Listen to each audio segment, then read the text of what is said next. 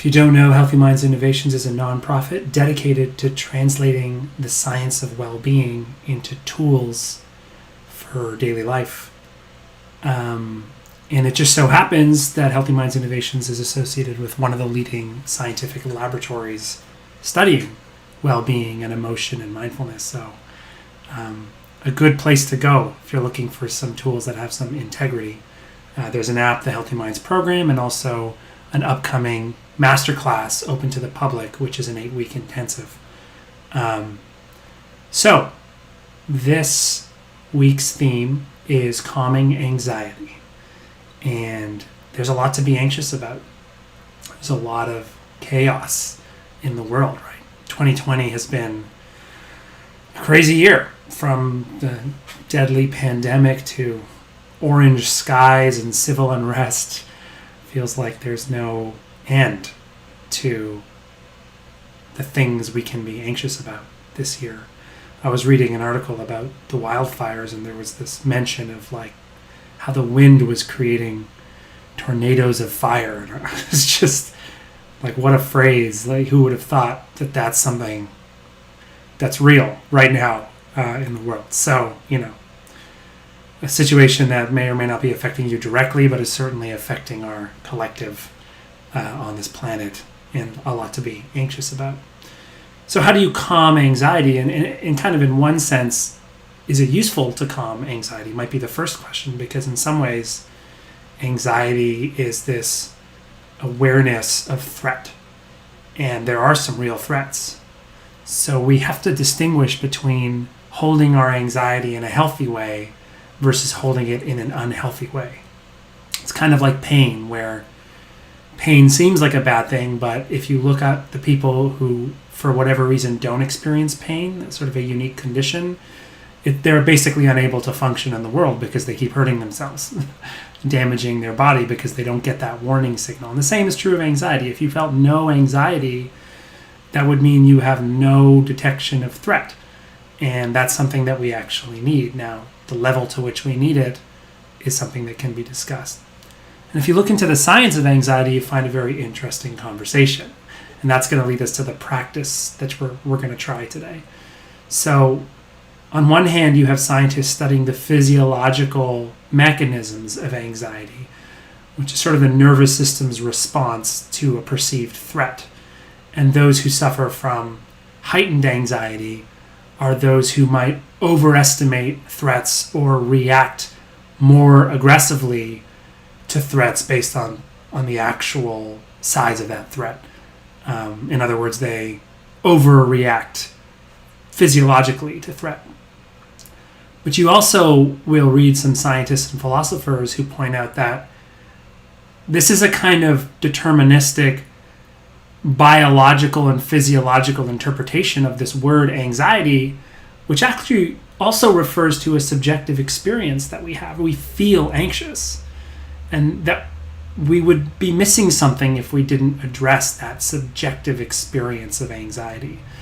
And so whether you're feeling anxious right now or not, we're going to go into a practice that I learned in the Zen tradition, which has been very instrumental for me to help deal with both the short-term anxieties in my life, little perceived threats in daily life, threats to my ego, threats to my livelihood, threats to my health and well-being. But also it has really helped me in the long term with the overreaching anxieties, the long-term questionings and uncertainties and existential threats that face us.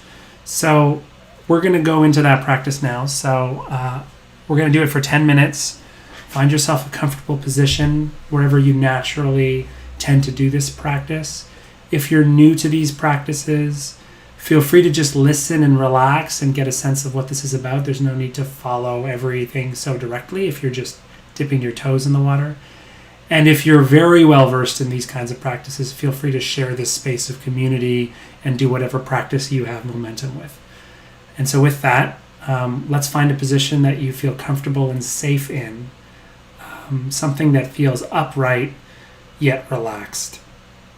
And often we think of upright as an effortful position, but in fact what we want to do is let our skeleton hold us up. So sometimes it can help to kind of move your body around and try to very delicately find that sweet spot where it feels like you don't have to use your muscles to hold yourself up. In fact, your spinal cord is stacked, and it feels like very subtle effort is required to keep you upright.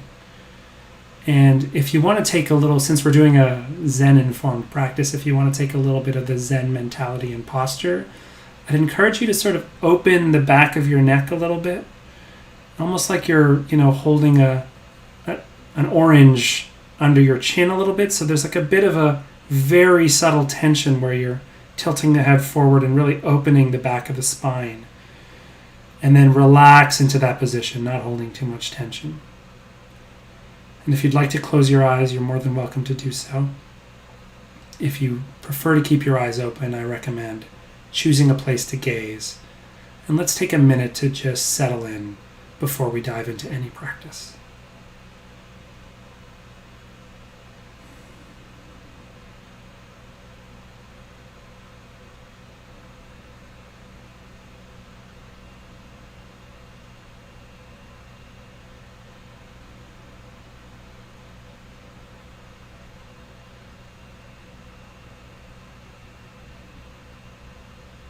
Just letting your newfound body position slowly seep into your state of mind.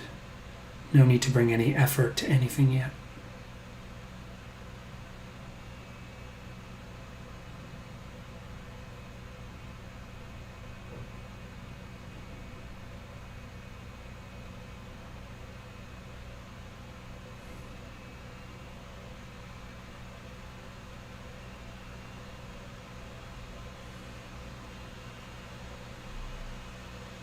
Now, when you're ready, gently placing your awareness on any sensations you might notice in your body. If you want to just notice what's most prevalent for you, what's most clear, stay with that. Could be your breathing or your heart or the feeling of gravity and pressure on your chair or cushion. Or if you want to do a gentle scan starting from your feet, moving up your legs, into your back and your belly and your chest, shoulders, arms, letting go of your jaw, noticing the face, just grounding yourself in whatever it feels like to be in a body right now.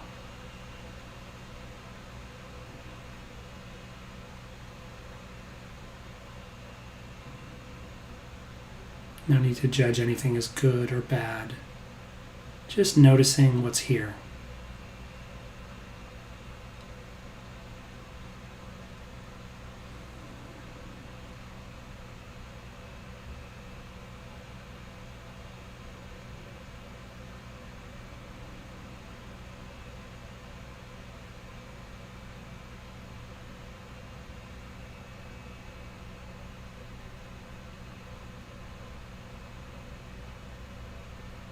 And if you've been a human being for a while, which I trust most of you have, it's very likely that other distractions will arise, thoughts, emotions, sounds. There's no need to resist those. Those are just like waves in the ocean, and your body is the anchor. So the anchor doesn't hold the ship perfectly rigid on the surface of the water. It lets the waves push it around a little bit. It allows some of those thoughts, some of those emotions to float by. But the anchor kind of keeps it in the same area over time. So anchoring yourself in whatever you're experiencing in the body for a few more moments here.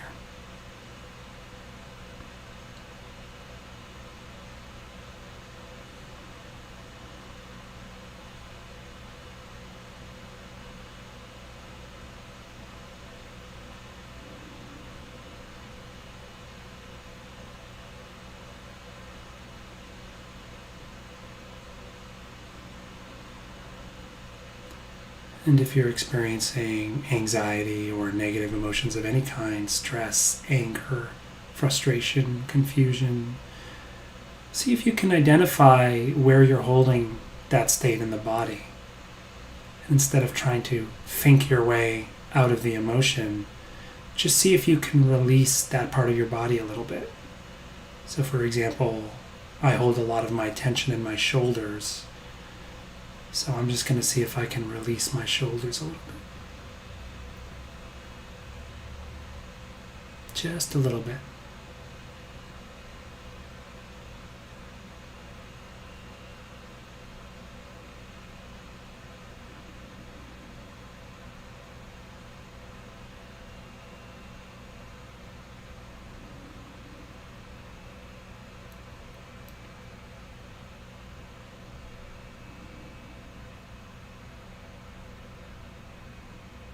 And one of the most fundamental patterns of the human mind is compensating with uncertainty by conceptualizing plans, strategies, and potential solutions. We're constantly dealing with the discomfort, the inevitable discomfort that we face in life by trying to figure out the answer, the solution, what we can do to fix things. And there's certainly a place for that and an importance for that. But in this practice, whatever you might be holding, I'm going to encourage you for the next 5 minutes or so to just admit that you don't know. You don't know really what the solution should be. You don't know how to fix these problems, whether they're personal problems or global problems, whatever's coming to mind. It's okay to not know. There's so much we don't know, and that's okay.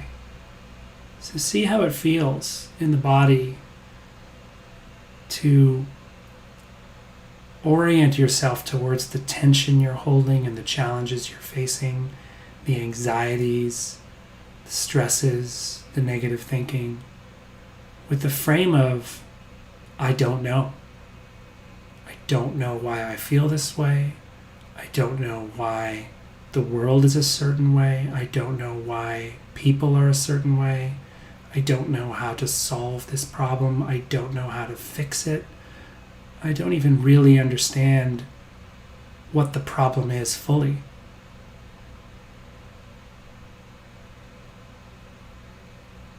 I don't know. It's okay not to know. For these few minutes, that's okay.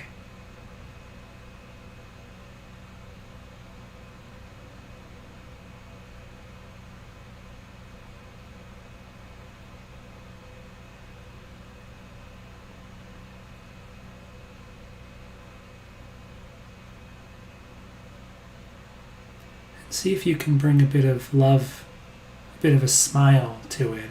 In some ways, what we're doing here is we're accepting, we're embracing, almost even celebrating our human frailty and vulnerability. To just say, we spend all of our time trying so hard. We need to carve a little bit of room to admit, just one person. These are big situations we're facing, and don't have all the answers, and that's okay. And you can love yourself, love others, and love the world anyway.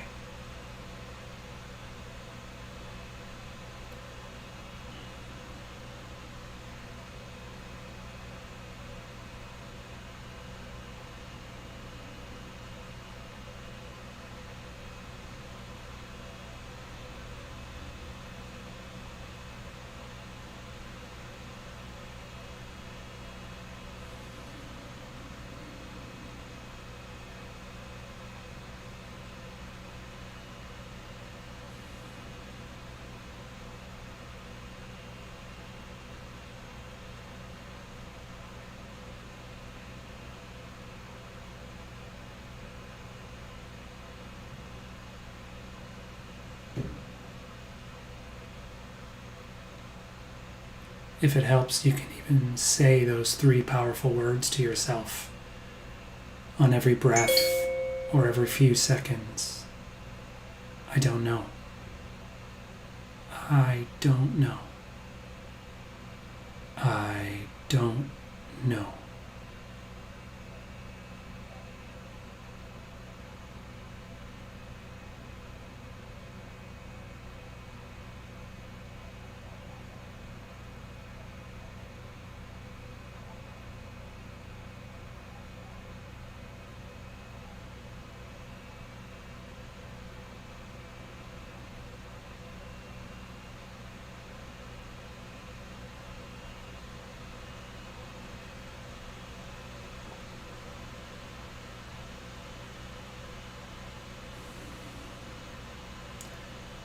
And for this last minute, see if you can bring a situation that you're facing or an anxiety that you're feeling to mind, and be gentle. Don't choose the hardest thing, especially if you're new to these practices, but something that feels at about the right level that you can bring in. Maybe it's something that already came up in this practice so far naturally. And take this last minute to just reflect on how you might acknowledge uncertainty and admit that you don't know in that situation going forward, and how that might help loosen your grip and help you hold the emotions associated with that situation and the actions you might take in a healthier way. And again, bringing that love in, that self-acceptance, that compassion.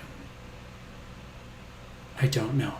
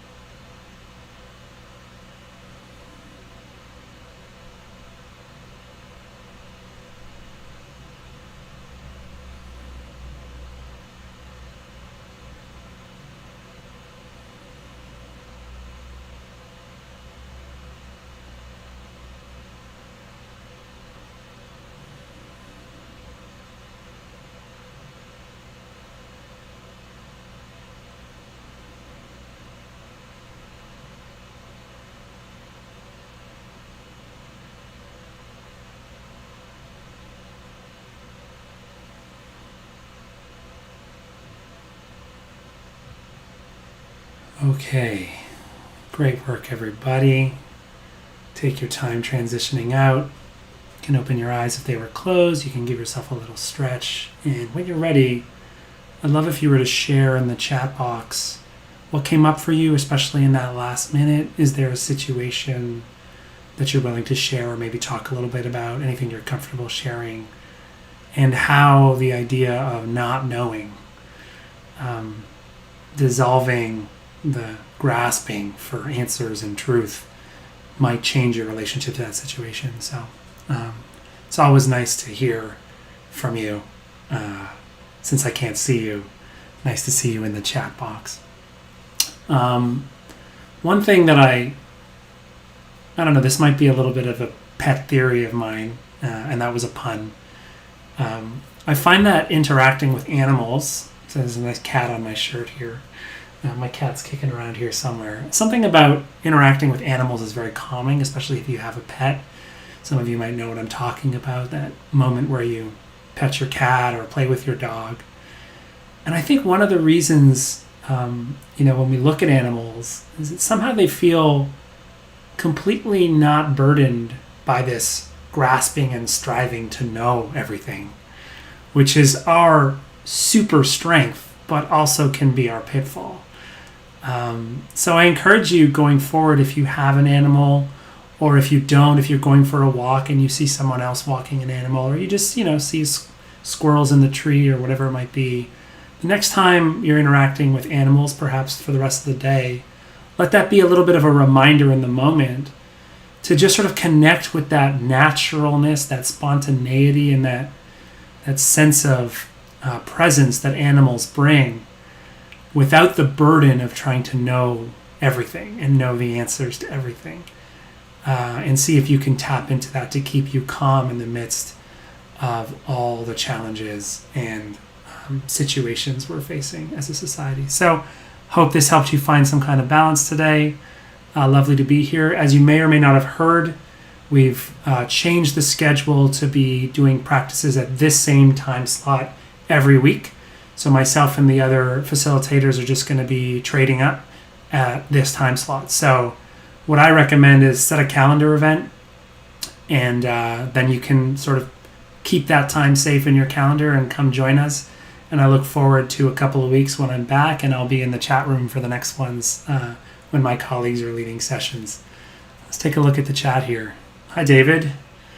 At the last minute, I spent my time racing to different people in my life and my community and the role they play or haven't played. Very interesting. Very interesting. It's sort of this sense of your social relationships coming out. Christine. Hi, Christine. Thank you. This will help me address my relationship with my distress about my female friends who support the current president of the U.S. Yeah, touchy issue. And I think, with political issues in general, it's such a forest. It's this kind of sense of all the knowledge we have, especially in the midst of this pandemic, is based on media and images. And it's so hard to really know what's going on. We're like detectives trying to figure out the reality, and sometimes we can get so intense about that. We do need action in that area. We do need to take steps. But also it can be healthy to remember that so much of our worldview is based on what we're told and what we've seen through these screens, and that can really help us stay balanced. Jess. Hi, Jess. Hi, Robert. Thank you. Hi, Jess. You never have interacted with an Airedale. They are not calm. Yeah, very true. I was picturing my cat, so yeah, certainly your Airedale is present, though. And I think there's a sense of, frantic presence that is also very true about that sense of, not trying to know everything. You can really be there with that energy you're feeling, right? So it's not always about calmness. Okay, wonderful. Thanks, everyone. Hope to see you next time. Hope this was useful. Take care. And this same time next week, we'll be doing another session on this YouTube channel, so subscribe. Take care. Bye-bye.